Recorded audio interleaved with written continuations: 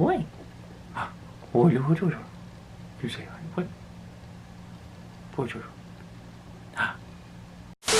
What's up, Tweener heads? Welcome back to another video today. And if you are new to the channel, hi, my name's Phil. This is Tilly, and this is where we talk about tennis in a more casual way, and just for you guys just to enjoy the sport a little bit more, one day at a time, each video going on different tennis adventures. So if you want to check us out, make sure you hit that subscribe button, as well as making sure you leave a big like on this video. Now today, we are talking about Wimbledon. The draws just came out today for the men and for the women, and we're just going to dive right into it and see who has a better draw, who the favorites look like, and who do you think is going to be the biggest bust and dark horse. So let's just get straight into it. Now, if we take a look at the men's side first, we're going to go through the first 10 seeds. It's Novak Djokovic, Roger Federer, Rafa, Anderson, Thiem, Zverev, Stefano Tsitsipas, Kei Nishikori, John Isner, and Karen Khachanov. Now, recently in the news, there's been some controversy over the seeding because Roger Federer is ahead of Rafael Nadal, and because Rafa's ahead of him in the actual rankings, Wimbledon does its own seeding system where it takes into account the success players have had on grass and then places them into the seeding process of Wimbledon according to how they did during the grass season leading up to Wimbledon. And what makes this stand out is that Federer was put above Rafa because he won Halle and he played more grass court tournaments than Nadal did. So they got to do that, and I think it really does shake up the draw in some sense because it can really make or break some people and how they look at the draw. I mean, players do look at draws and kind of figure out where they are and who they need to play, but at the same time, you have to figure out when you're going to play them at one day at a time. So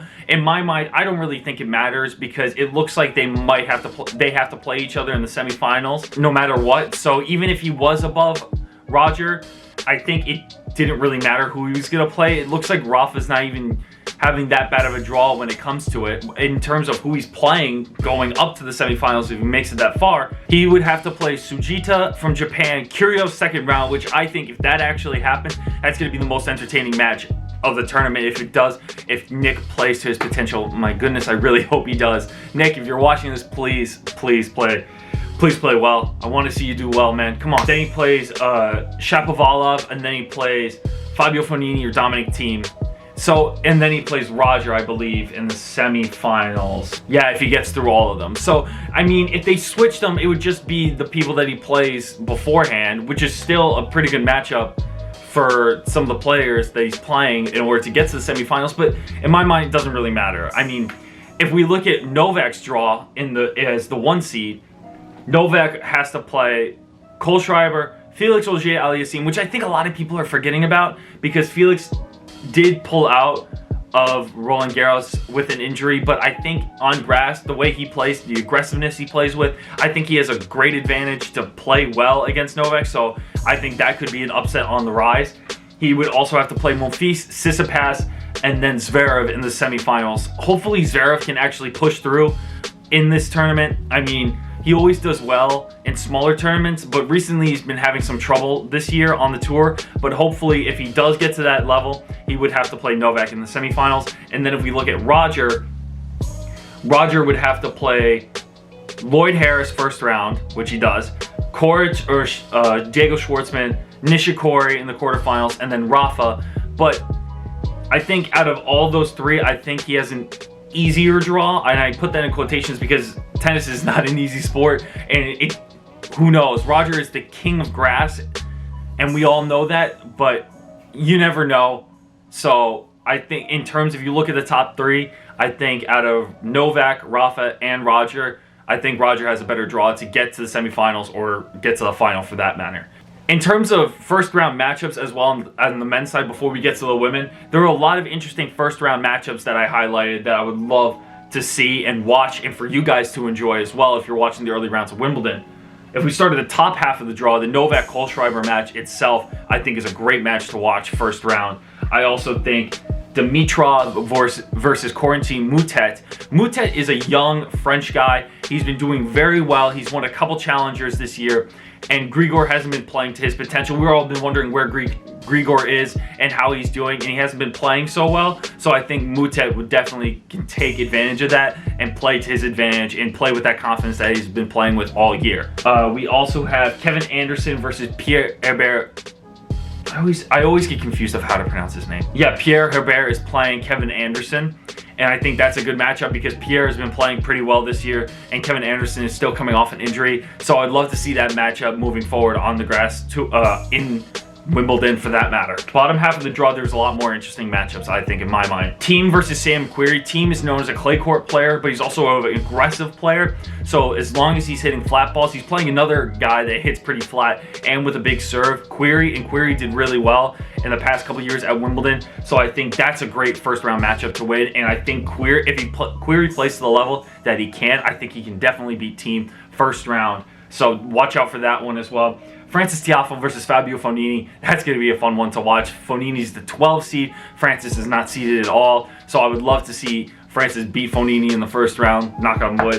So let's see how he does there. Paul Jubb, the NCAA champion from South Carolina, got a wild card into this year's Wimbledon because he is from Britain, but he's playing João Sousa in the first round. And I would love to see Paul Jubb get to play and win a Grand Slam match at this young age, especially coming off such a great win in the NCAAs and making the main draw of an ATP 250 event, which he did last year. He had to qualify for, so congratulations to him. I would love to see him play well and hopefully win his first round as well. Alex de Minaur versus Marco Cecchinato. That's always an interesting matchup. I would love to see that. I believe they played in Rome this past year, and I think Cecchinato beat him. So it would be interesting to see how they do on the grass court. Now let's move on to the women. We have a new #1 seed this year at this Grand Slam. We have Ash Barty coming off of Roland Garros' first Grand Slam win, and we want to see her do well. It's great to see her playing well as well. She's become the star of the WTA Tour, so we want to see how she does.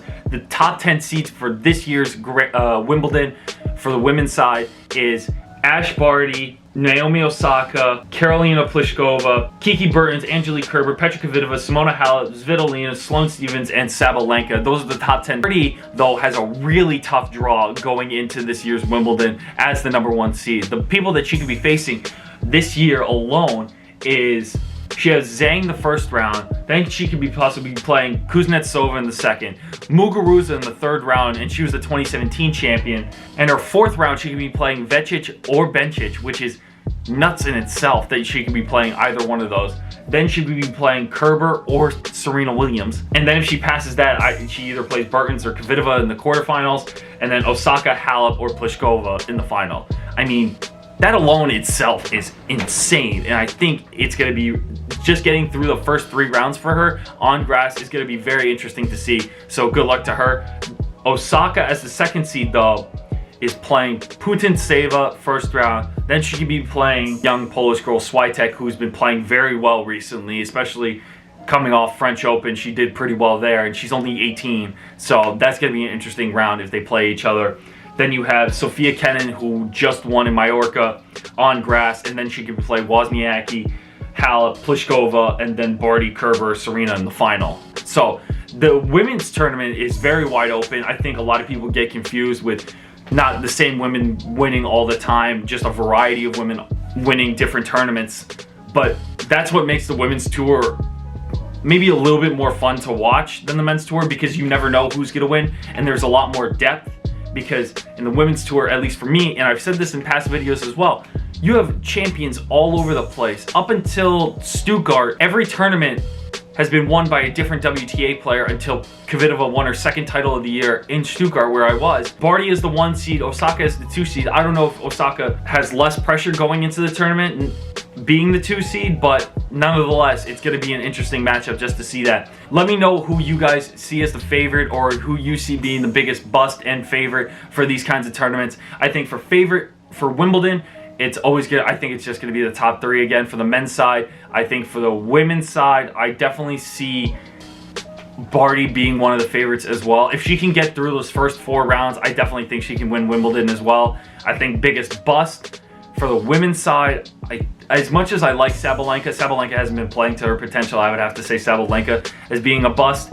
I think in turn, or maybe Osaka, because she hasn't been playing well as well this year, up until recently for that matter. She won a Grand Slam, so I can't say that at all for the year.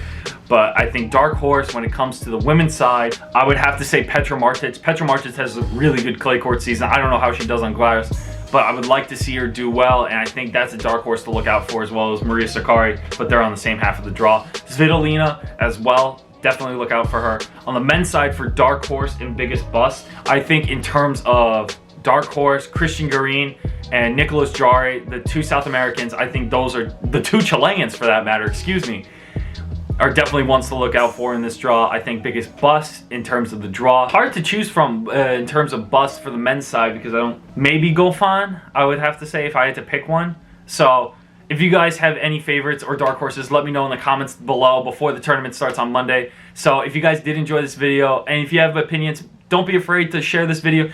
Leave a like, and make sure you're subscribed to Tweener Head Tennis, so that way you get caught up with all the new tennis stuff that's going on in our lives and in the tennis world as well. So if you want to check us out on behind the scenes content, all our social medias are the links in the description: Facebook, Twitter, Instagram, as well as our website at tweenerheadtennis.com. So I hope to see you guys soon. Thanks, guys.